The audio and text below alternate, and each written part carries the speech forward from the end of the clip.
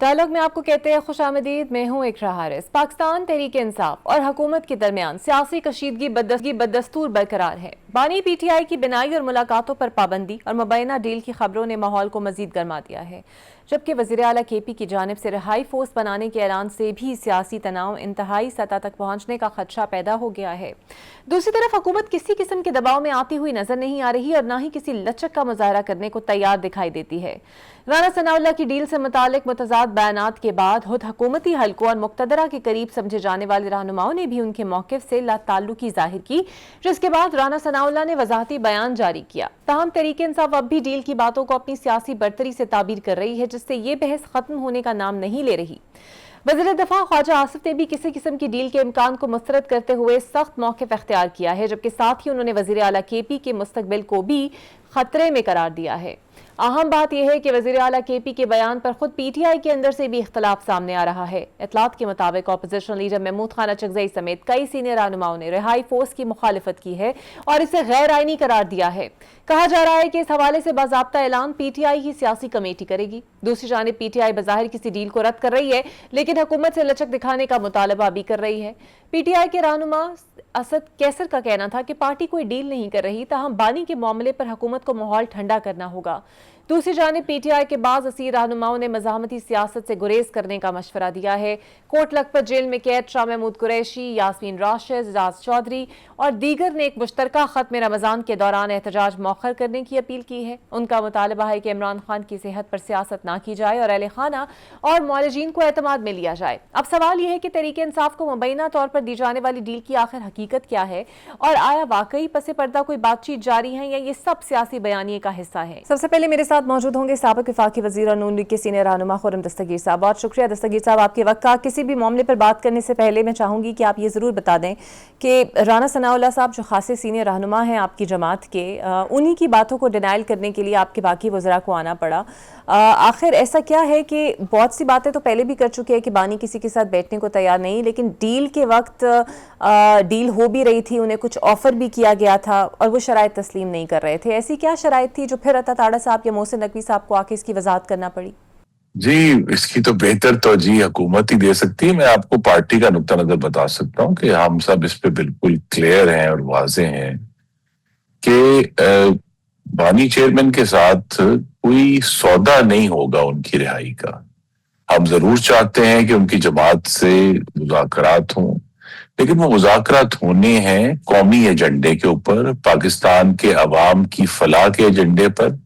किसी एक शख्स की जो है रिहाई पर नहीं है गुफ्तगू होनी। तो हम उन मुज़ाकरात के लिए बिल्कुल तैयार हैं। इसलिए वक्तन फवक्तन ये जो इशू है ये सामने आता है।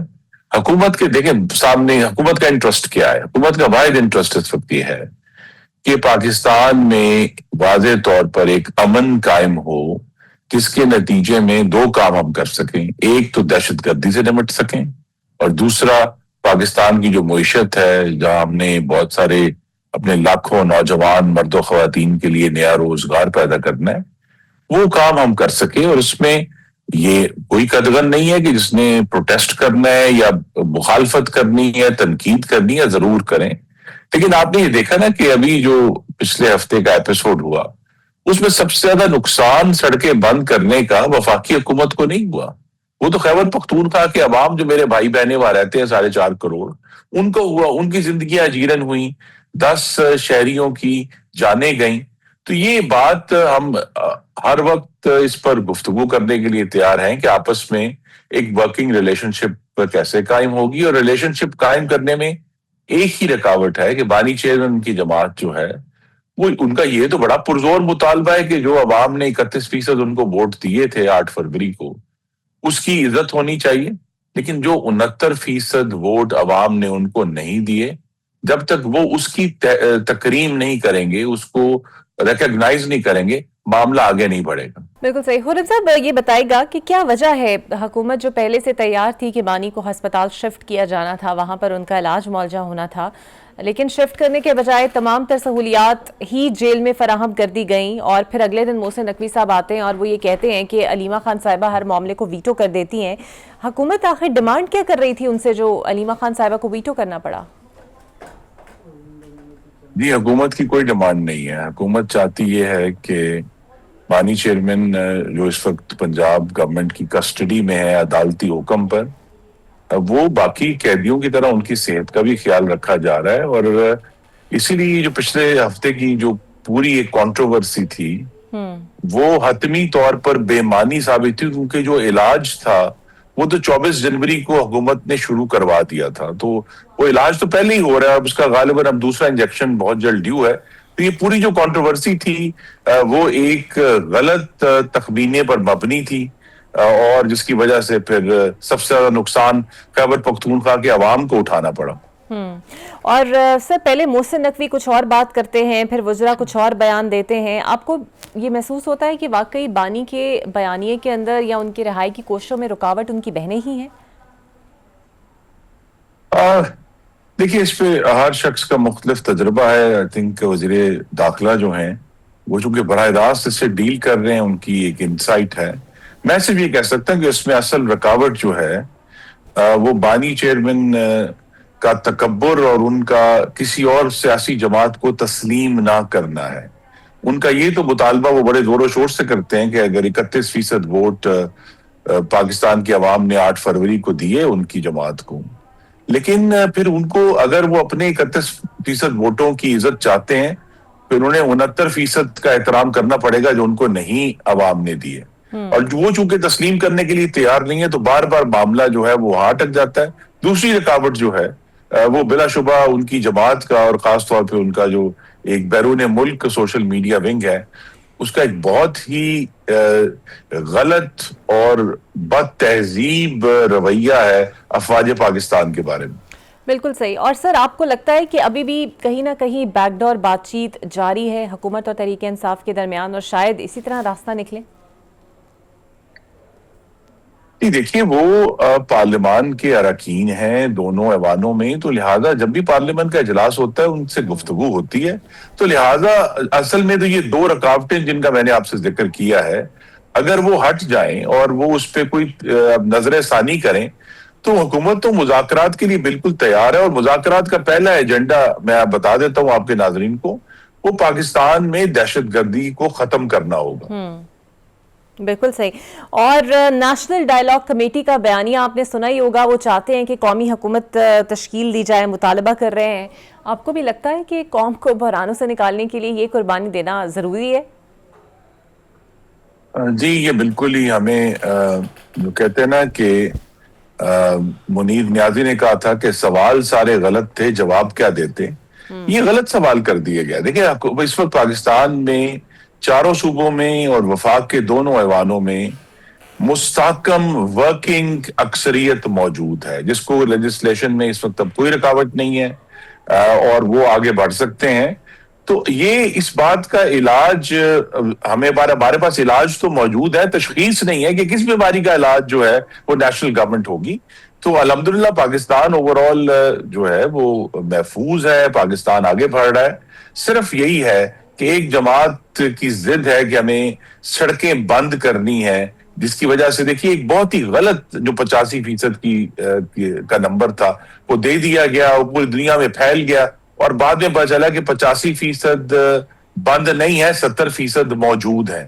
تو یہ جب اس طرح کے ایشوز ہوں گے اور ایک غلط بنیاد کو جو ہے وہ پھیلا کر مکمل کوشش کی جائے گی کہ انتشار پھیلے اسلام آباد میں بھی اور پشاور میں اور کے پی میں، تو وہ کامیاب بھی ہو گئے، 10 پاکستانیوں کی جانیں چلی گئیں. لیکن اس کو غور اسی پر کرنا ہے کہ اگر مذاکرات ہونے ہیں اور جو قومی ڈائیلاگ کمیٹی ہے اگر وہ قومی ہے تو پھر اس کا ایجنڈا بھی قومی ہوگا، کسی ایک شخص کے لیے سودے بازی نہیں ہوگی. اچھا سر، وفاقی دائرہ شماریات کی طرف سے جو فگرز ہم دیکھ رہے تھے آج جو سروے میں آئیں کہ غربت کی شرح 2019 میں 21.9% سے بڑھ کر اب تقریباً 29% یعنی 30% تک پہنچ گئی ہے. دولت کی عدم مساوات بڑھ کر 32.7% تک آ گئی ہے. احسن اقبال صاحب تو اب بھی پچھلے دور حکومت یعنی تحریک انصاف کے دور پہ ہی سارا ملبہ ڈال رہے ہیں. آپ کو لگتا ہے کہ 90 کی دہائی والے باتیں کرتے رہیں گے تو حکومت پچھلی حکومت کے تو لوگ مان لیں گے، لیکن آگے پھر کیسے چلا جائے گا؟ کہ جو ادارہ شماریات نے ہمیں اعداد و شمار فراہم کیے ہیں اگر ہم اس کو بیماری مان لیں تو کیا اس کا حل انتشار ہے؟ کیا اس کا حل احتجاج ہے؟ اس کا حل تو یہ ہے کہ سیاسی جماعتیں ماہرین مل کر بیٹھیں. ابھی فروری ہے, جون تک بجٹ کا وقت ہے, اور اپنے ذہن سے سوچ کر سب لوگ بجائے ایک دوسرے پر ہم چڑھتے رہیں کہ ایک جماعت کے پی سے کہتی ہے کہ جی اپنی بندوقیں صاف کر لو, ہم آ رہے ہیں, ہمارے نوجوان تمہارے گھروں میں گھس کر تمہیں ماریں گے. کیا اس سے غربت کا علاج ہوگا؟ کیا اس سے بے روزگاری کا علاج ہوگا؟ یہ غربت اور بے روزگاری کا علاج نہیں ہے.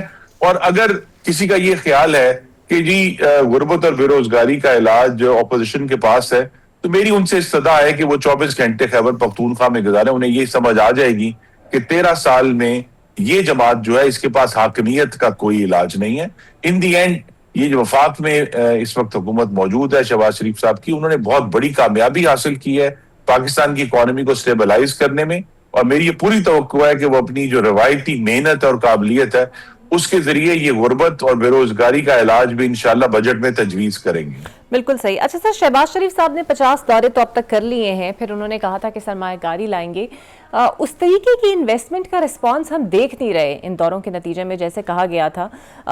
ہمارے ریزرو کہہ رہے ہیں اچھے ہو رہے ہیں, لیکن یو اے ای نے رول اوور کرنے سے دوبارہ اس کو انکار کر دیا اور ہم بار بار جا بھی رہے ہیں. آپ کو لگتا ہے کہ سب کچھ اگر بہتر ہو رہا ہے تو پھر سرمایہ کاری آخر نظر کیوں نہیں آ رہی ویسے؟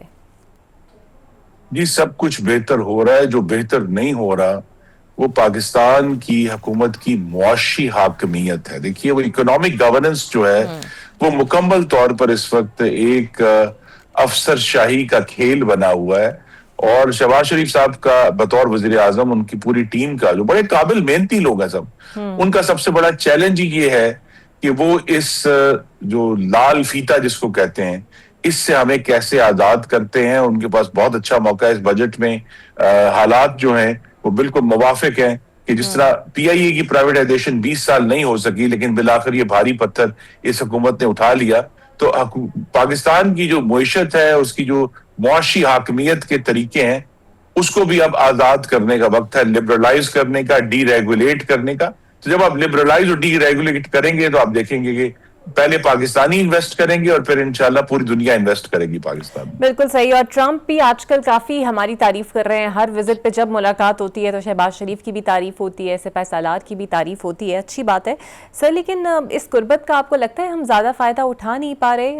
اگر اتنی امریکہ کے ساتھ ہماری اچھی یس ہو گئی ہے تو پھر کس شعبے میں کس جگہ استعمال کیا جائے؟ دیکھیے وہ آلریڈی $50 کروڑ کی انویسٹمنٹ جو ہے وہ معدنیات کے نکالنے میں وہ اناؤنس کر چکے ہیں. وہ دیکھیے اس کا بھی تعلق دہشت گردی سے, اس کا میں نے ذکر کیا کہ اگر ہمیں اسٹیبلٹی چاہیے اور وہاں جہاں سب سے زیادہ غربت ہے پاکستان کے صوبے میں, اگر وہاں اس طرح کی انویسٹمنٹس آتی ہیں اور وہاں کے لوگوں کو روزگار ملنا شروع ہوتا ہے تو اس کا پاکستان کو فائدہ ہے, لیکن سب سے پہلے بلوچستان کو فائدہ ہے. تو امریکہ کے ساتھ ہماری گفتگو جاری ہے. دیکھیے یہ جو ابھی بورڈ آف پیس کا اجلاس ہوا ہے, یہ بہت بڑی پاکستان کی کامیابی ہے کہ پاکستان نے اپنا پورا موقف کھل کر بیان کیا ہے. اور یہ ہم نے فوجوں کا کمٹ نہیں کیا, بہت لوگ اس پہ افواہیں پھیلا رہے تھے. ہم نے جو ہے وہ فلسطین کی ریاست کی کھل کر بات کی صدر ٹرمپ کی موجودگی میں, وزیر اعظم شہباز شریف نے.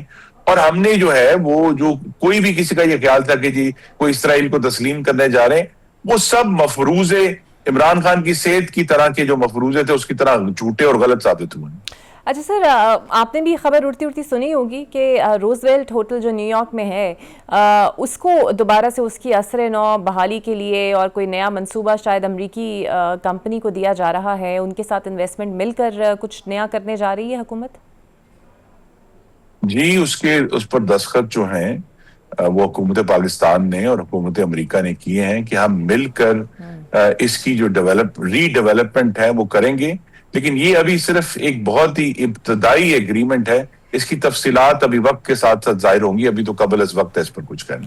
بالکل صحیح. اور آپ کی نظر میں اپنی فوج غزہ میں جب کہتے ہیں کہ ٹرمپ ہم بھیجیں گے نہیں بھیجیں گے, اس پر جب بات ہو رہی ہوتی ہے, ٹرمپ کی شخصیت سر بڑی انپریڈکٹیبل ہے, اور جب سے یہ معاملات شروع ہوئے ہیں کہ پاکستان کے وزیر اعظم کی تعریف اور پاکستان کے معترف وہ ہیں, تو اتنی ہی جلدی اس خدشے کا بھی اظہار کیا جاتا ہے کہ وہ کسی بھی طرف پلٹا بھی کھا سکتے ہیں. لیکن دیکھیے نا, یہ جو اچھے تعلقات ہیں اس میٹنگ میں کیا دو فائدے ہوئے.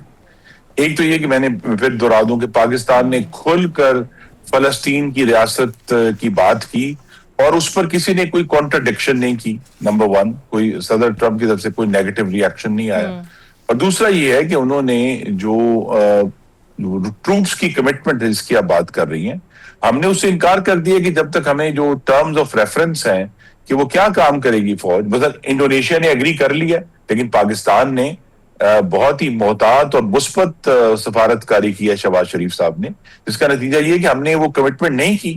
اور یہ جو انگیجمنٹ ہے امریکی انتظامیہ کے ساتھ, یہ بات جانتے ہوئے کہ صدر ٹرمپ جو ہیں ان کا جو مزاج ہے وہ بہت ہی سیلانی مزاج کے ہیں, لیکن حقیقت یہی ہے کہ یہ جو پازیٹیو کمٹمنٹ ہے اس کا فائدہ پاکستان کو ہوگا, کہ اس کا مطلب یہ ہے, اور میں دوہرا دیتا ہوں جو بات امریکہ کے وزیر اعظم نے کی تھی ڈاووس میں, کہ اگر آپ میز پر نہیں بیٹھے ہوئے تو پھر آپ مینیو کا حصہ ہیں. تو الحمدللہ میز پر بیٹھے اور فیصلہ سازوں میں شامل ہیں.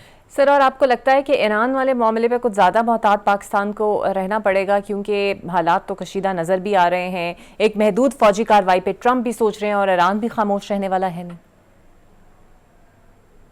جی, پاکستان کے لیے چیلنج ہے, اور اس میں بھی جو بات ابھی غالباً کھل کر, چونکہ ایسا موقع نہیں ہے کہ کھل کر بات کی جائے, لیکن پاکستان نے اپنی پوری جو جس طرح فلسطین کے بارے میں اپنے تحفظات پوری طرح کھل کر بیان کیے ہیں, ایران کے بارے میں بھی ہم اپنی جو پالیسی ہے وہ کھل کر امریکہ کو آگاہ کر چکے ہیں. اور میں ایک ذاتی تجزیہ جو مشاہدہ کرنے والے کی حیثیت سے یہ آپ کو کہہ سکتا ہوں کہ ایران پر شاید وہ کچھ بمباری کریں, لیکن ایران پر وہ اپنا ایک فوجی بھی نہیں بھیجیں گے. وہ بہت بڑا ملک ہے اور بڑا پراؤڈ ملک ہے, بڑی آبادی کا ملک ہے, تو لہذا اس میں جو کوشش ہے وہ آلریڈی ایران نے اپنی نرمی کا اظہار کر دیا ہے کہ وہ بات کرنے کے لیے تیار ہیں.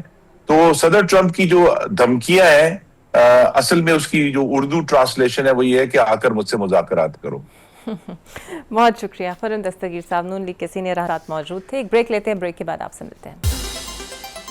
Welcome back. اسلام آباد میں ڈائیلاگ کمیٹی کا اجلاس ہوا جس میں ملک میں قومی حکومت بنانے کا مطالبہ سامنے آیا. اب سوال یہ ہے کہ جب ہمیں ایک طرح کا سیم پیج دکھائی دے رہا ہے, عالمی سطح پر پاکستان کو پذیرائی مل رہی ہے, وزیر اعظم کو بین الاقوامی رہنماؤں کی جانب سے مثبت اشارے مل رہے ہیں, اور اندرون ملک حکومتی اتحادی بھی حکومت کے ساتھ مضبوطی سے کھڑے ہیں, تو پھر قومی حکومت کی ضرورت کیوں پیش آ رہی ہے؟ اگر اپوزیشن کی بات کریں تو وہ پہلے ہی جیسی مضبوط مزاحمت کرتی نظر نہیں آ رہی. ماضی میں پاکستان تحریک انصاف حکومتوں کو ٹف ٹائم دیتی رہی, مگر اب بانی پی ٹی آئی کی ملاقاتیں اور علاج کے معاملے پر بھی ایک بے بسی دکھائی دیتی ہے. تو پھر سوال یہی بنتا ہے کہ آخر قومی حکومت کا مطالبہ کیوں؟ کیا واقعی ملک میں سیاسی ہجان ہے یا یہ تاثر پیدا کیا جا رہا ہے؟ فواد چودھری صاحب کہتے ہیں کہ مذاکرات سے پہلے سیاسی ماحول بہتر بنانا ضروری ہے, اور اس کا واحد راستہ نیشنل یونٹی گورنمنٹ کا قیام ہے, جس میں نواز شریف, شہباز شریف, آصف زرداری, عمران خان اور مولانا فضل الرحمان سب کی رائے شامل ہو. ان کے مطابق 2 سے 3 سال کے لیے ایک متفقہ حکومت بنائی جائے تاکہ تلخیاں کم ہو اور اگلے انتخابات سے پہلے فضا سازگار ہو. لیکن حکومت کا موقف یہ ہے کہ کسی قسم کا عدم استحکام نہیں, سب کچھ سیاسی طور پر درست سمت میں ہے, اور پی ٹی آئی کی مزاحمت اب صرف بیانات تک محدود ہے. کیا واقعی قوم کی گنجائش اس سسٹم میں موجود ہے؟ اسی کو جاننے کے لیے بات کریں گے. مجھے جوائن کریں گے سینئر سیاستدان ہیں محمود مولوی صاحب. بہت شکریہ محمود صاحب آپ کے وقت کا. سر, قومی حکومت کا یہ فارمولا اچانک سے کیسے آپ لوگوں نے فلوٹ کر دیا؟ کیا صرف عوامی تاثر کے لیے اسے بیان کیا جا رہا ہے, یا واقعی اس کے پیچھے آپ کو لگتا ہے کوئی سنجیدہ ڈائنامکس موجود ہے؟ دیکھیں, اس کے پیچھے سنجیدہ ڈائنامک موجود ہے. اس کی وجہ آپ یہ دیکھیں کہ اس وقت جو ہے حکومت جو چل رہی ہے اس میں جو ہے اسٹیبلٹی جو ہے پولیٹیکل اسٹیبلٹی نہ ہونے کی وجہ سے اکنامی ایشوز ہے. دیکھیں, اس میں تو کوئی دو رائے نہیں ہے کہ دیکھیں اکنامیکل ایشوز ہیں اور دوسرے ایشوز ہیں. تو اگر جو ہے اکنامی ایشوز کو سیٹل کرنا ہے تو پولیٹیکل ایشوز کو جو ہے سیٹل کرنا پڑتا ہے, پولیٹیکل اسٹیبلٹی چاہیے. اس کو مد نظر ہم نے سوچا کہ دیکھیں جی, ایک جو ہے نیشنل گورنمنٹ یہ 3 سال کے لیے بن جائے, جو کہ ابھی اس وقت میرے خیال سے بقایا یہ پورا ٹرم کرنے کے لیے, اور وہ جو بھی فارمولا دیکھیں, کیونکہ سینئر جو میرے خیال سے اس میں پارٹیز ہیں, پیپلز پارٹی ہے, P M L N already ہے, ٹھیک ہے, اور ایم کیو ایم آلریڈی اس کے اندر جو نیشنل گورنمنٹ کے آپ کو ہم بات کریں, ہم کیا کہہ رہے ہیں, دیکھیں P M L N already موجود ہے, پیپلز پارٹی موجود ہے, ایم کیو ایم موجود ہے. اب جو باہر رہ گئے وہ میرے خیال 2-3 پارٹی ہیں, ایک ہے پی ٹی آئی, دوسری ہے جو ہے جے یو آئی اور جماعت اسلامی. اس کے علاوہ کون سی پارٹیز ہیں جو کہ میں دیکھیں میجر پارٹیز کی میں بات کر رہا ہوں, تو یہی پارٹیز ہیں. اگر سب مل کے اس کو, اور دیکھیں آلریڈی ہم یہ نہیں کہہ رہے ہیں کوئی چیز ڈیزالو کرے یا کچھ چیزیں, نیشنل اسمبلی میں جو ہے جو الیکٹڈ لوگ ہیں انہی کے ساتھ مل کے اگر پولیٹیکل جو ہے لوگ ہیں تو ان کے ساتھ اگر حکومت بنا دے, اس میں قباحت کہاں ہے؟ ہماری تو یہ مشورہ ہے. باقی اوبیسلی آگے دیکھیں کیا ہوتا ہے. لیکن سر یہاں پہ سوال یہ ہے کہ موجودہ سیاسی حالات میں قومی حکومت کا یہ فارمولا کتنا وائبل ہے؟ ایک چلتی ہوئی حکومت کیوں چاہے گی کہ وہ اپنی حکومت کو ڈسٹرب کرے اور ایک قومی حکومت بنا لے؟ دیکھیں اس وقت حکومت میں ایشوز تو ہیں, دیکھیں فائنینشیل ایشوز تو ہیں. آپ مجھے بتائیں کہ اس وقت جو ہے ہم اپنے افواج کے اوپر کتنا بوجھ ڈالیں گے؟ بارڈرز پہ آلریڈی وہ لڑ رہے ہیں, ٹھیک ہے, انٹرنل ایشوز کے اوپر وہ لڑ رہے ہیں, جو ٹیررزم ہے اس کو وہ دیکھ رہے ہیں, بارڈرز کو سنبھالیں, انٹرنل کو سنبھالیں.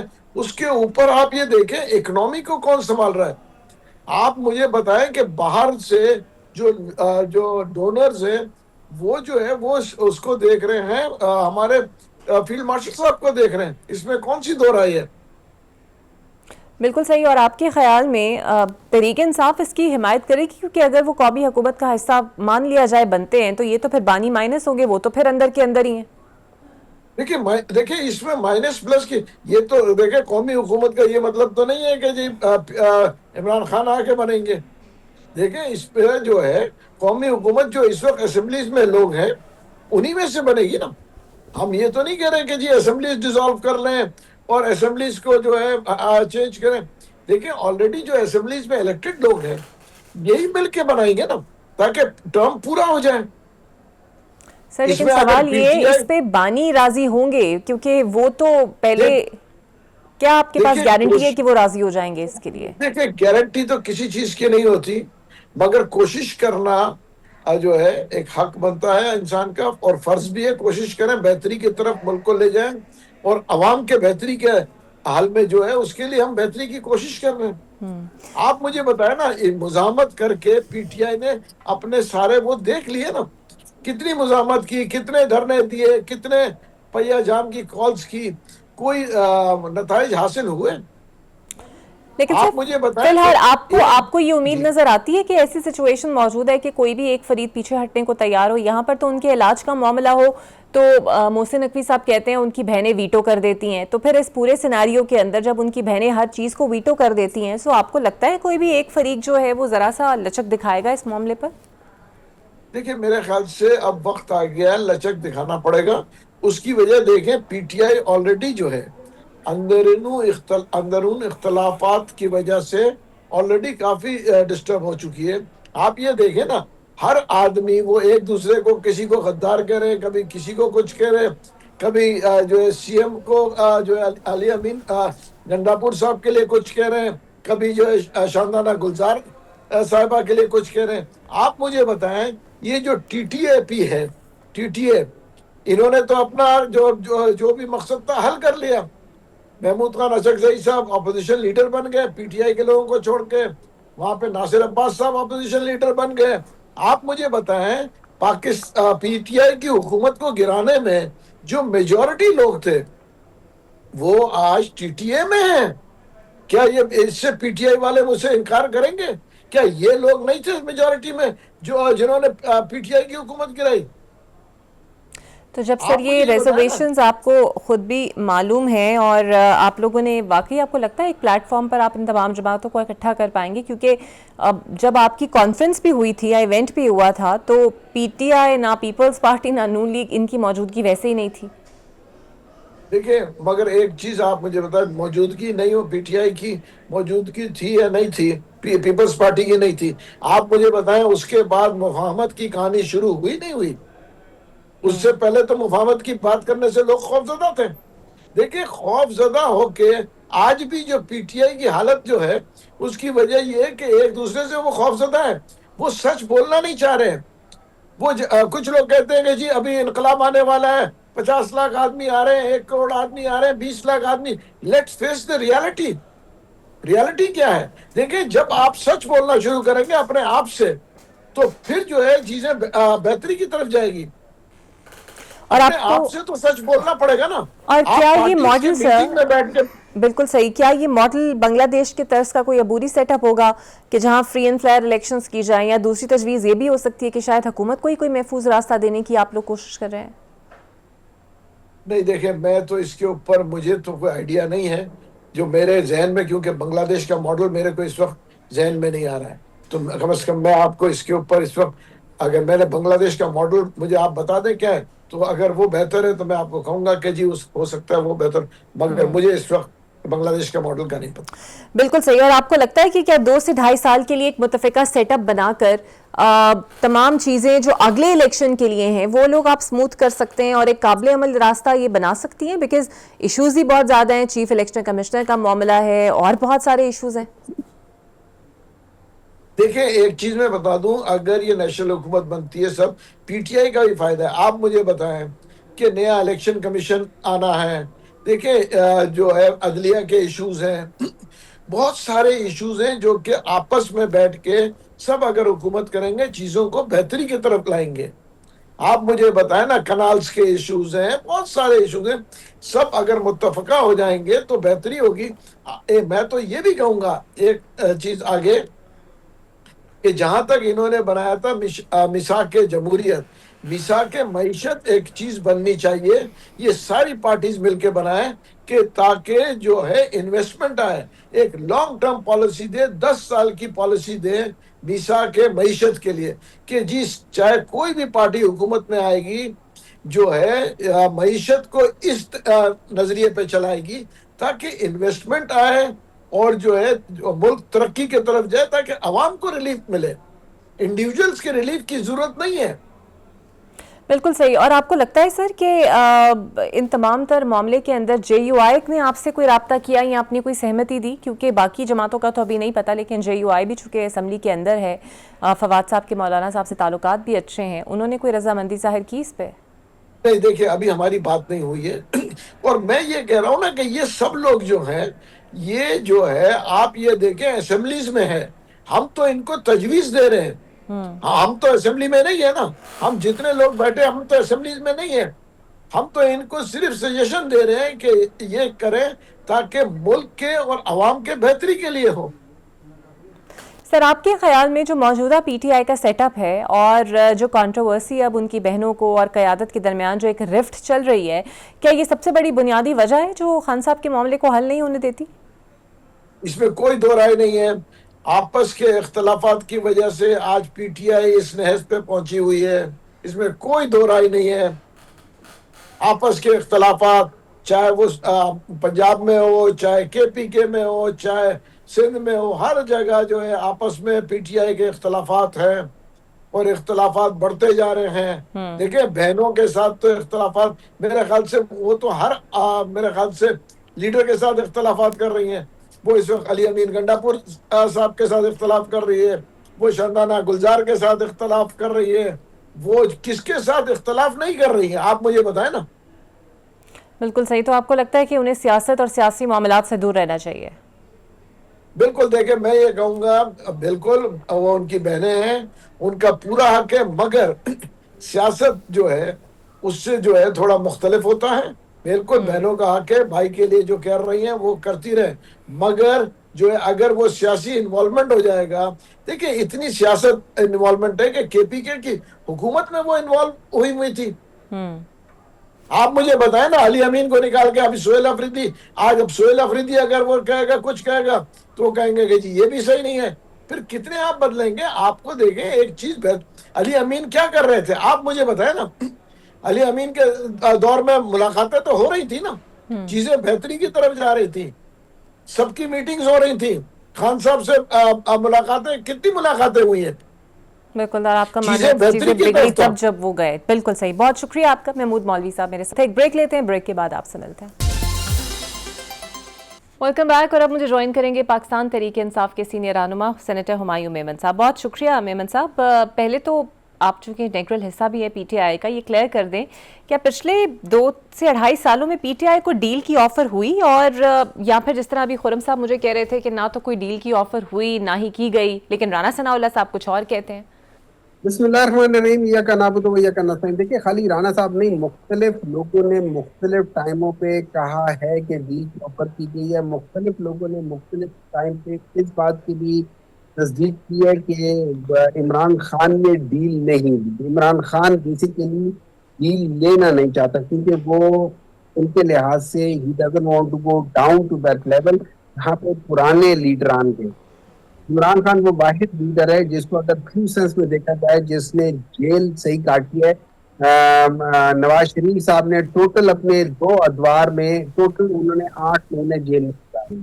زرداری صاحب نے 11 سے 14 سال جو انہوں نے لکھے ہوئے ہیں، پہلے 1990 میں، پھر 1998 یا 96 میں جب دوبارہ وہ جیل میں گئے تھے تو اس دوران میں ان کا زیادہ تر ٹائم جو تھا نا وہ ہسپتالوں میں ہوتا تھا، اور یا پھر جیل کے اندر. ایک دفعہ انہی کے اس نے کراچی میں ان کو جیل کے لیے اسپیشل جیل بنائی گئی تھی. وہ جو جیل کے اندر ایک سیل بنایا گیا تھا جو کہ وی آئی پی کا سب کچھ ہوتا، تو انہوں نے صحیح معنوں میں جیل کسی نے نہیں گزاری. اب آ جاتی ہے عمران خان کے آفر. میں آپ کو کیٹیگوریکلی یہ بتا رہا ہوں کہ ایک سینئر گورنمنٹ آفیشل نے مجھ سے آج سے 1.5 سال پہلے مجھ سے بات کی تھی کہ ڈاکٹر صاحب ہم چاہتے ہیں کہ عمران خان کے ساتھ انڈرسٹینڈنگ ہو جائے.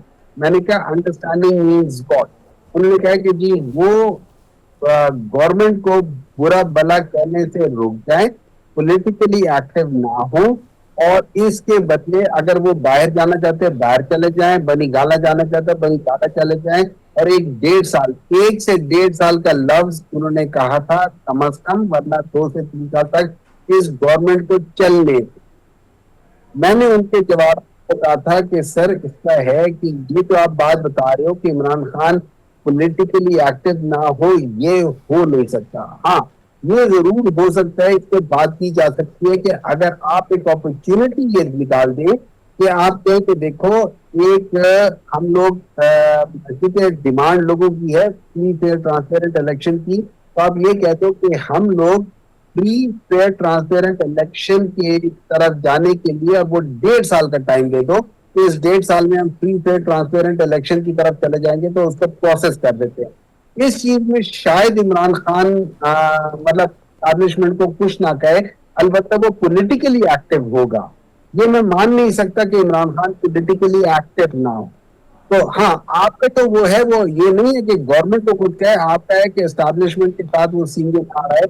وہ اس کی بات ہو سکتی ہے، لیکن بیسک تھنگ کہ بھئی وہ کس چیز پہ ہے. اگر آپ کو تم خاموش رہو، تم نے کچھ نہیں کرنا ہو اس میں تو جاؤ، تو سر یہ جو تو ہو ہی. ملاقات ہوئی تھی بیرسٹر گوہر کی اور گنڈا پور صاحب کی، اس تک واقعی ڈیل کا تاثر کوئی دیا گیا تھا؟ کیونکہ جب 26 نومبر کو بشرا بی بی ڈی چوک کی طرف جا رہی تھی تو سنگرانی پہ آفر انہیں شاید کی گئی کہ وہ رک جائیں.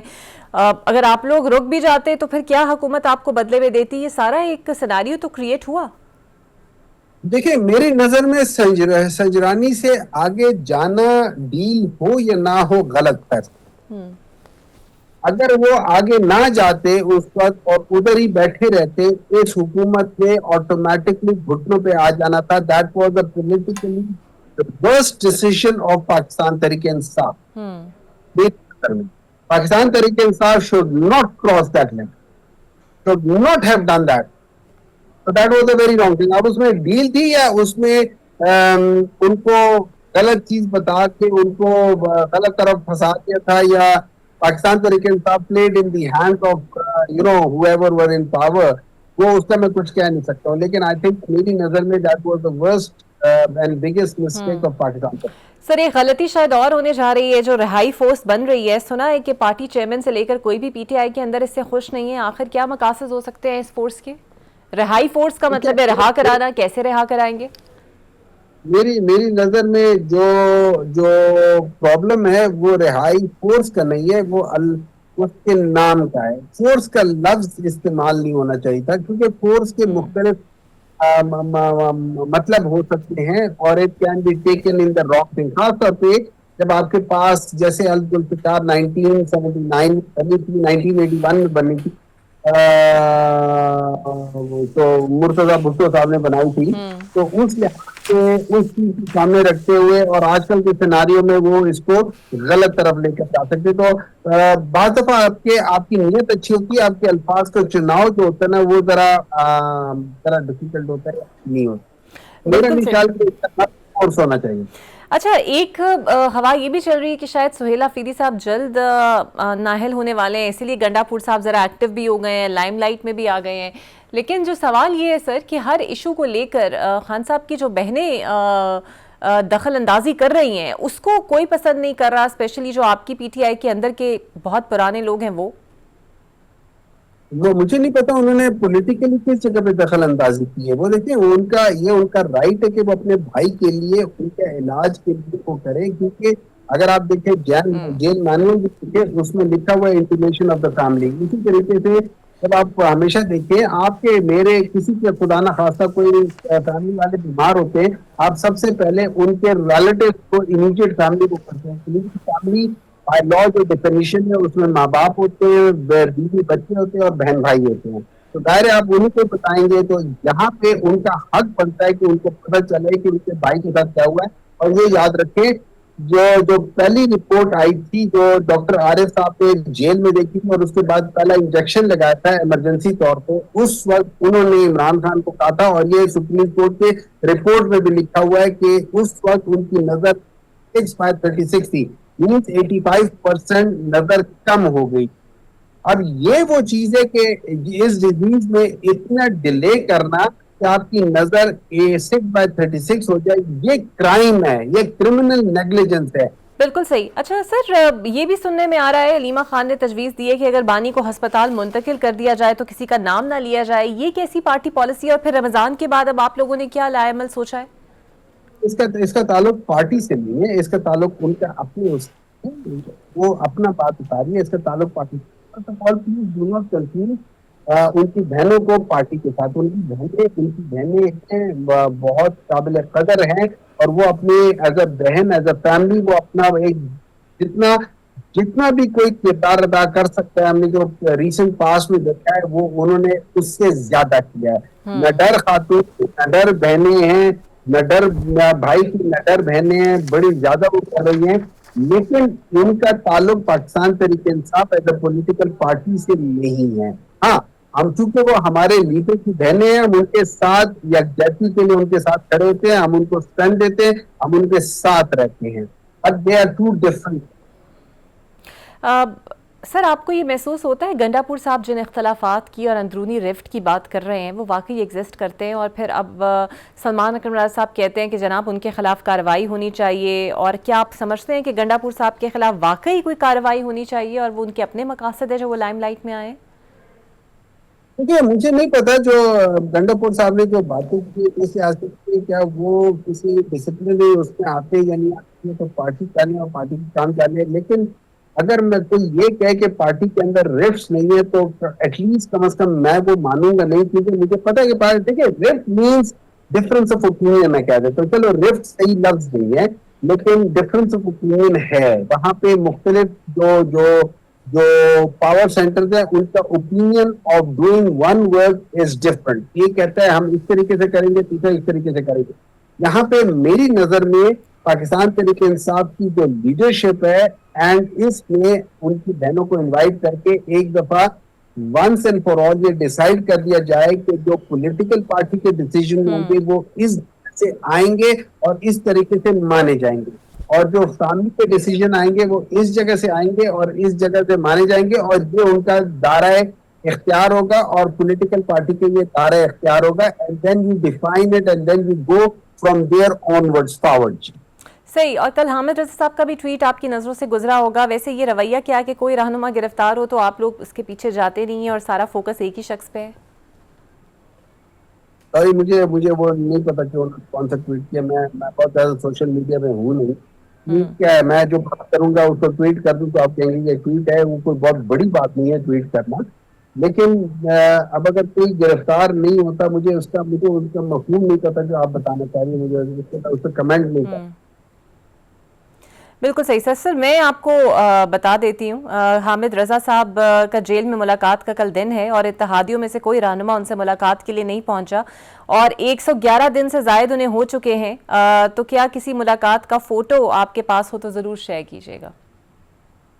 अच्छा देखिए, इससे है कि ये बहुत बुरी बात है कि हामिद रजा साहब जो कि पाकिस्तान के इंसाफ के साथ खड़े थे और उनको जेल में जब उनको किया तो कोई पॉलिटिकल लीडर उनसे जाके मिला नहीं है। ये गलत बात है, ये बुरी बात है। एक्सेप्ट करता हूँ कि उनसे भी मिलना चाहिए, लेकिन बात ये है कि जैसे जैसे उन्होंने शायद वो सही कहा है कि सारा फोकस जो है वो इमरान खान के साथ है, होगा भी, मतलब that's very natural, but that doesn't mean, देखें इसका अगर हम 100 बंदा है, 100 में से बस यहाँ पे coherence of the political party important हो जाती है। आप लोगों को टास्क देके यार तुमने जाके उससे मिलना है, तुमने जाके उससे मिलना है, तुमने जाके उससे मिलना है, ना कि सारे के सारे एक ही जगह पे पहुंचे हो। तो आपको जो पंजाब की लीडरशिप है या जो सीनियर लोग हैं उनको कहो कि यार तुम अगले हफ्ते तुम जाओगे और कोट लखपत जेल में उनसे मिलोगे।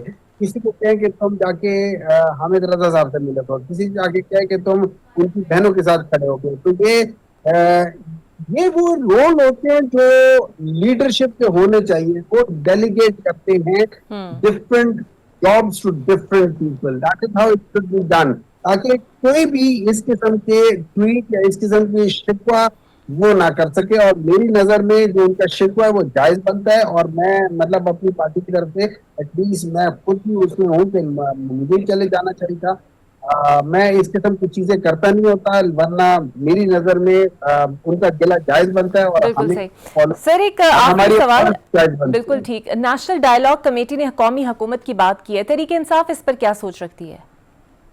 देखिए, नेशनल हुकूमत अच्छी बात है, लेकिन नेशनल हुकूमत के पीछे एक आप ये समझ लें एक एनआरओ छुपा हुआ है। वो ये एनआरओ छुपा हुआ है कि जो इमरान खान जो मेन उसका मौकफ था कि यही लोग, देखिए 1980 से ये लोग इस मुल्क पे काबिज हैं। 1980 से 2018 तक these were the two political parties जो मुसलसल आती। अगर इनके अंदर कैपेसिटी होती तो ये पाकिस्तान आज उधर ना होता जहां आज है। और जब ये दोनों मिलकर आ गए हैं, एक साथ आ गए हैं हुकूमत में, तो आपने देखा ये 4 साल का जो दौर है 2022 से लेकर 2026 तक, ये पाकिस्तान की इकोनॉमिक हिस्ट्री का बदतरीन साल है हर लिहाज से। तो इन लोगों को ये बेसिकली जब ये जो नेशनल गवर्नमेंट बनाते हैं तो ये अपने आप को लीगलाइज कर लेंगे इमरान खान की नजर में कि हम भी उधर बैठे और इमरान खान हमारे आप लोगों को भी शामिल करें। वो कह रहे हैं हम खुद ही मना लेंगे खान साहब को। देखिए, आई डोंट नो कि वो इसकी बजाय मैं समझता हूँ जो बेहतरीन तरीका है वो नेशनल गवर्नमेंट बनाने की बजाय आप जो हमारा जो सिस्टम है ऑफ इलेक्टोरल सिस्टम है, जो इलेक्शन प्रोसेस है, आप उसको फ्री एंड फेयर कर। बिल्कुल ठीक। उसके बाद चाहे आप जीतते हैं, चाहे हम जीतते हैं, चाहे कोई और जीतता है, let them come on merit. जब तक आप मेरिट इस मुल्क में नहीं लेकर आएंगे ये मुल्क आगे नहीं बढ़ेगा। बिल्कुल सही, बहुत शुक्रिया सेनेटर हुमायूं मेमन साहब मेरे साथ मौजूद। देखते हैं ये कौमी हुकूमत की बातगश्त और कितने दिनों तक चलती है। मुझे दीजिए इजाजत, अल्लाह हाफिज।